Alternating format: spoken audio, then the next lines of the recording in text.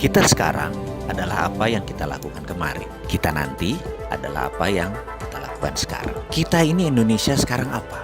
Faktanya kita terpecah dua karena politik. Kita sekarang apa? Defisit neraca perdagangan kita terburuk tekornya sepanjang sejarah. Kita sekarang apa? Krakatau Steel bangkrut di tengah pembangunan terbesar yang Indonesia pernah lakukan. Kita sekarang apa? Pembukuan Garuda dibilang untung karena melakukan smart accounting atau financial engineering ya. Nggak tahu lah saya, pokoknya gitu deh. Bayangkan, duopoli Garuda Group dan Lion Air Group menguasai airline Indonesia. Kok malah membuat Garuda nggak untung? Kenapa? Harga naik, tiket saja kementerian yang sudah 6 bulan berusaha menurunkan nggak bisa apa-apa tuh. Kementerian kerjanya apa ya? Kembali lagi, kita sekarang apa? Pertamina turun untungnya. Kita sekarang apa? PLN juga harus melakukan pembukuan kreatif agar terlihat bagus. Bahkan ada isu subsidi itu dibilang pendapatan. Oleh karena itu PLN jadi terlihat bagus rekeningnya. Ya wis lah, sakarepmu, wahai para pengelola profesional BUMN tersebut. Toh rakyat juga nggak ngerti. Kita lanjut. Mengapa kita bicara yang negatif semua di awal-awal video ini? Ini mungkin karena filosofi kejawaan saya yang dari dulu selalu diingatkan. Berbuat baik itu wayahe ngono. Memang seharusnya, dan jangan harap pujian atau jangan harap dilihat. Tapi kalau keburukan, ya wayahe dikamplengi. Dikamplengi itu diperingatkan dengan keras. Bagaimana cara ngamplengi? Ya kita tirulah bapak bangsa kita yang sering menggunakan filosofi Jawa dulu, Pak Harto, Pak Karno. Karena setelah ngamplengi, mereka biasanya nyangoni. Setelah memperingatkan dengan keras, orang tersebut diberi oleh-oleh. Jadi kalau dikamplengi dengan hal negatif, itu nggak ada niatan buruk. Karena solusinya pasti kita berikan. Begitu juga dalam narasi ini. Jadi ke depan Indonesia bagaimana? Kalau kita tidak mengubah cara berpikir kita, maka akan ketebak apa yang akan terjadi ke depan. Alias, jadi kalau kita masih begini juga, ya persis kayak beberapa tahun yang lalu, ya ke depan kita akan begitu. Rupiah akan melemah, jadi 15.000 di tahun 2020, mungkin jadi 16.500 di tahun 2021. Defisit terus menjadi membesar, ekspor turun, impor menambah besar, uang diketatkan karena harus melakukan quantitative tightening, strategi keuangan negaranya pakai tight money policy. Ini membuat ekonomi malah tidak produktif. Walau inflasinya rendah, pengangguran menjadi naik, tidak terserap. Baik mereka yang swasta, tidak ada pendanaan untuk mendanai bisnis-bisnis mereka. Bagaimana tenaga kerja bisa diangkat? Bursa saham mungkin akan di level sini-sini saja karena tidak menarik pergerakan.